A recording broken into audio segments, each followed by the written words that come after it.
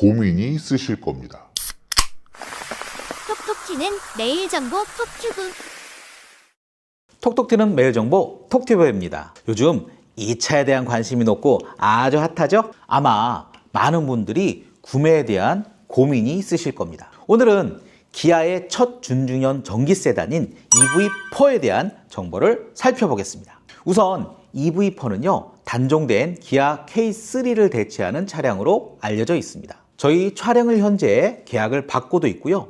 EV4는 전기차 전용 플랫폼인 eGMP를 기반으로 82.4kWh 용량의 배터리를 탑재한 롱레인지 모델과 58.3kWh 용량의 배터리를 탑재한 스탠다드 모델이 있고요. 롱레인지 모델은 300kW급 충전기로 배터리 충전량 10%에서 80%까지 충전하는데 약 31분이 걸린다고 합니다. 복합 전비는 기아 EV 라인 중 가장 높은 5.8km라고 합니다. 참고로 EV3의 복합 전비가 5.2km인 것과 비교하면 조금 더 높은 수치인 것을 아실 수 있습니다. 상위 트림 2WD 17인치를 기준으로 주행 가능한 거리는 533km가 나옵니다. 일단 주행 가능 거리는 엄지척입니다. 요즘 대부분의 전기차가 기본적으로 장착하고 있죠.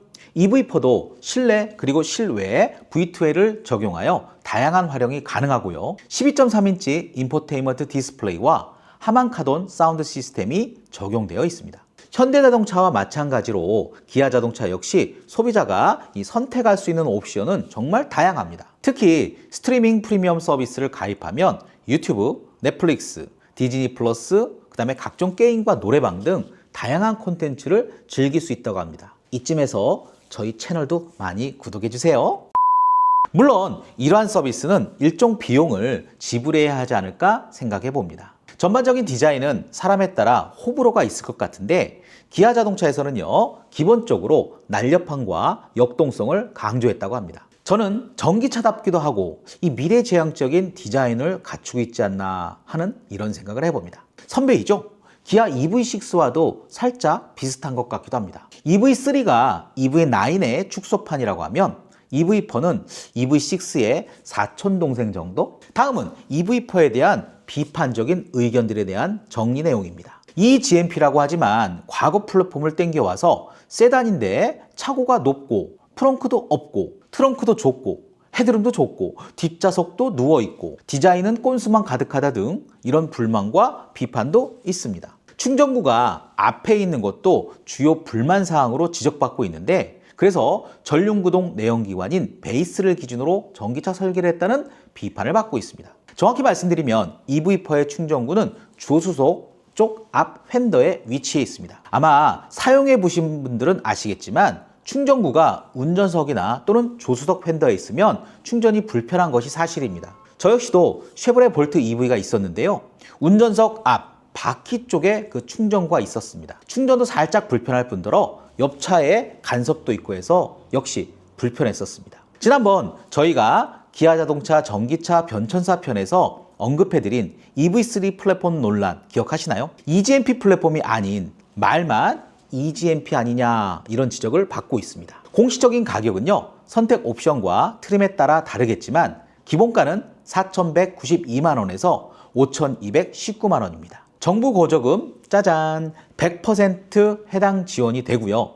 지자체 보조금은 지역에 따라 다르겠지만 해당 보조금을 적용하면 3천만 원대에서도 구매가 가능하다고 합니다. 이 정도 가격이면 가격 경쟁력은 어느 정도 갖출 수 있다고 볼 수 있습니다. 실제로 EV4는 준중형 크기의 세단으로 국내 준중형 시장 최강자로 꼽히는 현대차의 아반떼와의 경쟁을 예상하고 있습니다. 지금은 준중형 전기 세단은 없었나요? 요즘은 자동차 크기에 대한 용어 사용이 많이 관대해진 느낌입니다. 자동차 크기는 외부의 크기, 즉 차체와 내부의 공간을 기준으로 정의합니다. 나라의 법규와 업계 표준 등에 따라 다를 수 있으나 차급으로 분류를 하는 경우가 많습니다. 소형차는 A에서 B 세그먼트에 속하며 경차 및 준소형차라고 합니다. 중형차는 C에서 D 세그먼트에 속하며 준중형 또는 중형 세단이라고도 합니다. 마지막으로 대형차는 E 세그먼트 이상으로 럭셔리 세단과 SUV를 말합니다. 따라서 준중형 전기차 세단이라 하면 C에서 D 세그먼트 차량에 속하는 전기차 세단을 찾아보면 될 것입니다. 준중형 전기차로는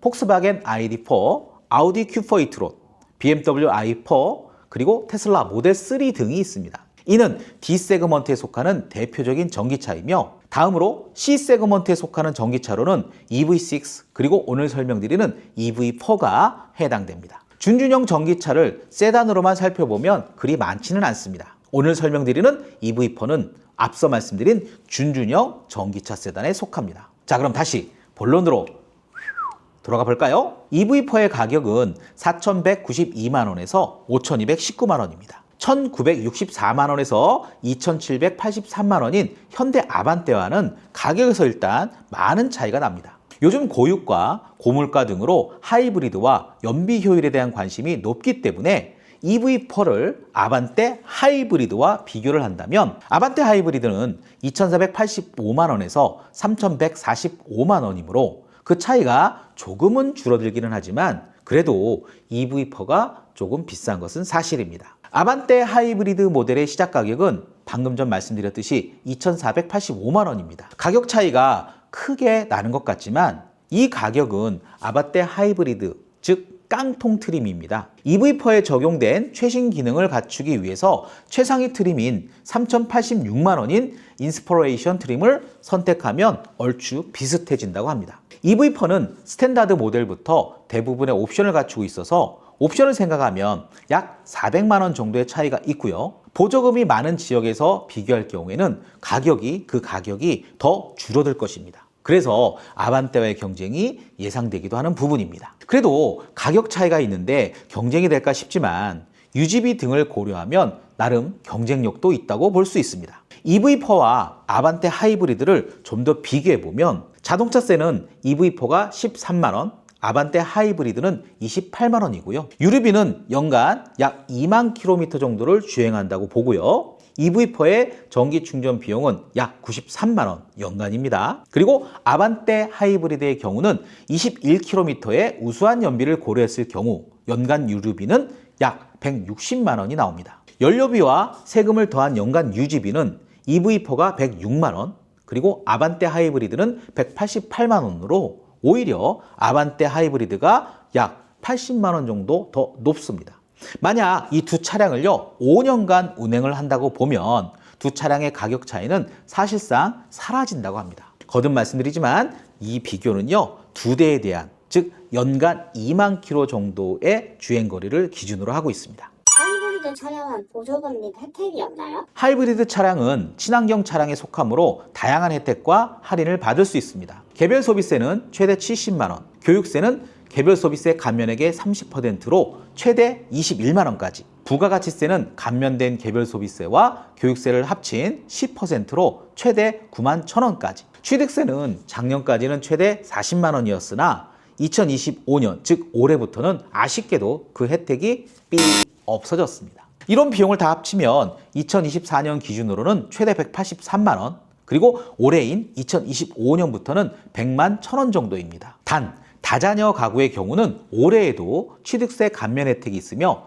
자녀 수에 따라 다르게 적용됩니다. 하이브리드 차량은 고속도로 통행료는 할인이 없습니다. 그러나 공영주차장 할인은 친환경 차량 혜택을 받을 수 있습니다. 자, 그럼 다시 본론으로 들어가 볼까요? 아마 많은 분들이 알고 계실 것 같은데 현대자동차와 기아자동차 올해 주주총회에서 유독 위기를 강조했었습니다. 복합적인 이유가 있을 것 같은데요. 우선 트럼프 행정부 출범으로 인한 최대 시장인 미국에서의 관세, 전기차 전략 등에 대한 변수가 커졌고요. 비아디 등 중국 전기차의 맹추격과 유럽 배출가스 규제 강화 등 각종 악재 역시 위기감을 키우고 있기 때문으로 전문가들은 보고 있습니다. 이런 대내외 상황으로 기아자동차의 속사정도 복잡할 것 같습니다. 기아는 이번 EV4와 하반기 출시 예정인 EV5 그리고 PBV 등을 통해 전기차 라인업을 구체화하고 2026년까지 풀 라인업을 구축해 위기를 기회로 만들겠다는 목표를 가지고 있습니다. 오늘은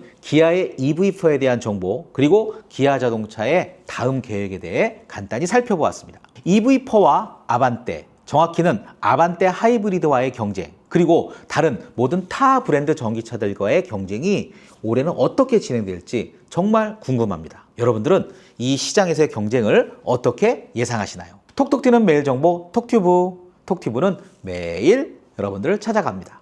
구독과 좋아요를 꼭 눌러주세요. 자, 여러분 오늘도 톡튜브 하세요.